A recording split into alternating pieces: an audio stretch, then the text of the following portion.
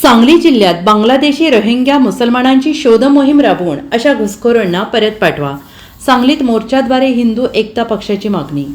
सांगली जिल्ह्यात बांगलादेशी रोहिंग्या मुसलमानांची शोध मोहीम राबवून अशा घुसखोरांना परत पाठवा अशी मागणी करत हिंदू एकता आंदोलनकडून सांगलीत मोर्चा काढण्यात आला.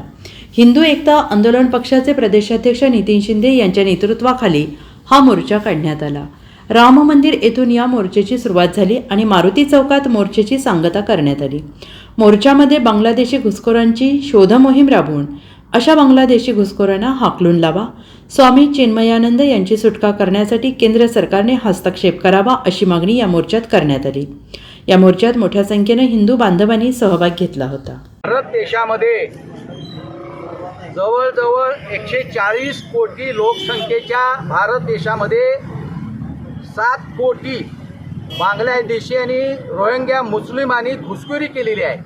आणि ह्या घुसखोर बांगलादेशी रोहिंगी मुसलमानांच्यामुळं त्यांनी ह्या देशातल्या लोकांचा रोजगार, नोकऱ्या, जमीन, अन्न हे सगळं काढून घेतलंय. आणि ह्या बांगलादेशी घुसखोरांच्यामुळं या देशाचा सुरक्षेचा प्रश्न निर्माण झालेला आहे. या देशाला फार मोठा या घुसखोरांच्या पासून धोका आहे. राज्यामध्ये 1,40,00,000 आसपास बांगलादेशी घुसखोर आहेत. सांगली जिल्ह्यामध्ये हजारो बांगलादेशी रोहिंगी घुसखोर आहेत. प्लॅनिंग करून मदरशाच्या आणि मस्जिदीच्या माध्यमातून मुस्लिमांनी या देशातल्या मुस्लिमांनी त्यांना या ठिकाणी स्टेबल करायचा या ठिकाणी प्रयत्न चालवलेला आहे.